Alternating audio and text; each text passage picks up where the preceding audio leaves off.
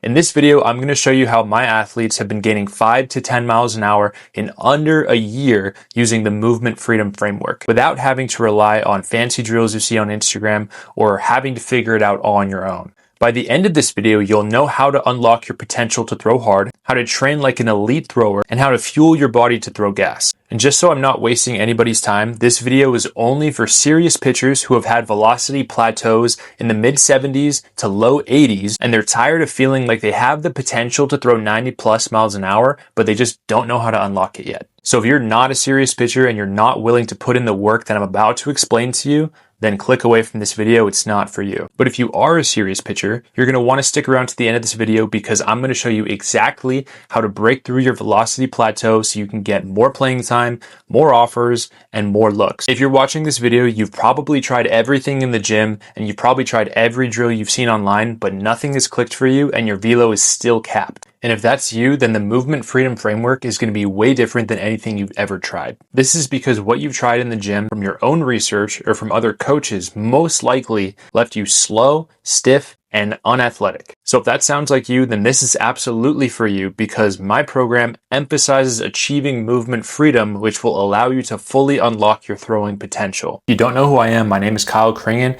I train and develop athletes fully remote so they can break through their velocity plateaus and add 5 to 10 miles an hour on their fastball. I'm a former collegiate pitcher with a bachelor's in human performance and psychology. I have 4+ years of training athletes in person, and I've continued to train like an athlete personally since my career ended in 2020. Now I'm stronger, more mobile, and more athletic than I've ever been in my entire life. So believe it or not, I didn't always look like this. In college, I was not strong, I was not mobile, and I was not very athletic. Despite being a literal college athlete, I pretty much got by with a low 80s fastball, good command, and a strong mental game. Honestly, I didn't even really start thinking about the weight room until I got to university, where we didn't even have a strength program. So I was pretty much forced to figure it out on my own. And even then, I didn't see the value in mobility at the time. I didn't know anything about nutrition, and I still didn't really know what I was doing in the gym. Just when I was starting to figure it out on my own and I was beginning to see some results, COVID hit and my college career ended just like that. But I graduated with a bachelor's in human performance and psychology. I got into in-person training for work, and that ignited my passion for fitness and athleticism. In the years after college, I dialed in my fitness more than ever, and I got stronger, more athletic, more mobile than I ever have. And now I throw harder than I ever did in college as an athlete.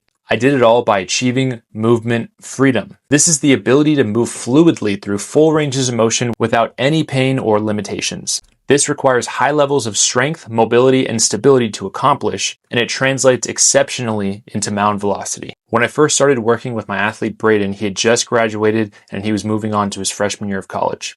Braden didn't know the value of movement freedom. He was mainly relying on Instagram influencers and bodybuilder workouts to get by. He was throwing in the mid to upper 70s, topping 80 miles an hour. And after working with me for just 7 weeks, his improvement in strength and mobility had him feeling way more athletic and way more agile on the mound. He had much more movement freedom and understood how it translated over to the mound. After 12 weeks with me, he topped 85 in his first bullpen in college. From working with a ton of athletes and having achieved movement freedom myself, I've boiled it down to a 3-step process. Number 1, getting strong in each foundational movement pattern. 2, gaining strength through length on an elite level through joint mobility and stability. 3, training power and force development with pitching specific movements. For pillar 1, the belief that training like a bodybuilder will translate over to mound velocity is just plain wrong. This holds guys back from reaching their full potential because it leaves them feeling stiff, slow, and unathletic. None of the things that we want as pitchers. This also leads to feeling robotic and slow on the mound and wondering why all your hard work in the gym is not translating to velocity. What you should be doing is looking at training through the lens of human movement patterns. There are 6 foundational movement patterns: squat, hinge, lunge, push, pull, and carry, with rotation being an added component that you can apply to any of those movement patterns. And you should be structuring your training around training the movement patterns. This is imperative because human movement is hardly isolated, especially in the throwing motion. So we should not be training to isolate muscles, but rather train functional movement patterns. Essentially, during the training week, you need to make sure that you hit all of the 6 foundational movement patterns with rotation for both strength, power, and depending on the context of the season, hypertrophy. But no matter what, in every single program that I design for each individual athlete, they're always training each foundational movement pattern.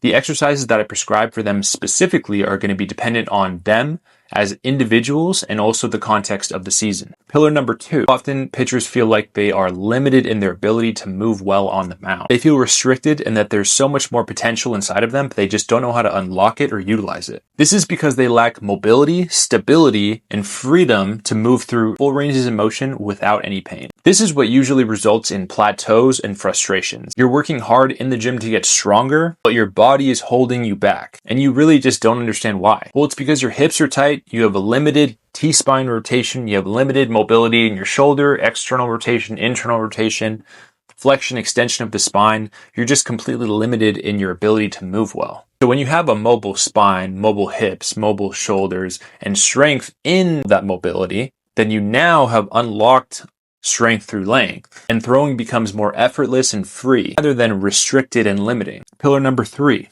One of the biggest components to throwing hard is how much force your body can generate. So guys who train strength or train like a bodybuilder are completely missing this component. They're missing power.